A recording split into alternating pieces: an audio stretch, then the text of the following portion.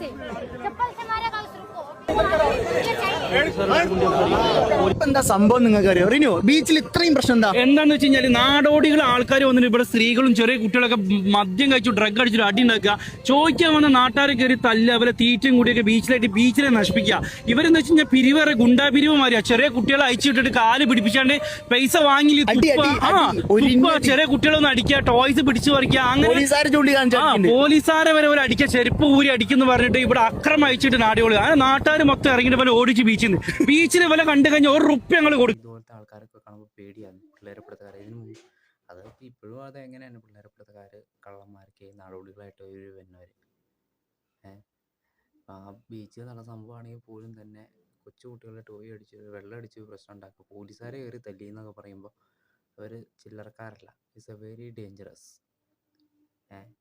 ഇവരെയൊക്കെ ഒന്നായിട്ട് തീർക്കണമെങ്കിൽ ഒന്നെങ്കിൽ നാട്ടുകാരും പോലീസും വിചാരിച്ചേ ഉള്ളൂ. ഒരു ദാക്ഷിണ്യവും വിചാരിക്കേണ്ട, പിടിച്ചിട്ട് കയറി നല്ല വെയിൽ വെയ്യുക. അത് ആ വീഡിയോയിൽ തന്നെ കാണിക്കേണ്ട. നാട്ടുകാരുടെ പോലീസും വരുന്നുണ്ട്. ഇങ്ങനെയുള്ള ആൾക്കാരുടെ അടുത്തൊന്ന് പേടിച്ചൊന്നും കരുതുക, വടിയെടുത്ത് നാട്ടുകാർ ശരിക്കും ഇട്ട് പെരുമാരെ ആ പരിസരത്തേക്ക് വരത്തില്ല.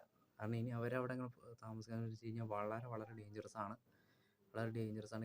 കുട്ടികളെന്നില്ല, എല്ലാ പ്രായമാർക്കും, അത് മനുഷ്യർക്കും മറ്റൊരു പരിസരങ്ങളിലും അത് വളരെ ദോഷമാണ്. അപ്പോൾ എത്ര ആളുകളൊക്കെ വരാണെങ്കിൽ നാടോടികളെ കാണുവാണെങ്കിൽ തന്നെ പോലീസിൽ അറിയിക്കുക, അല്ലെങ്കിൽ അവരവിടെ നിന്ന് എന്തെങ്കിലും നാട്ടുകാരായിട്ട് അവർ കൈകാര്യം ചെയ്യുക, അല്ലെങ്കിൽ പോലീസിനെ അറിയിക്കുക.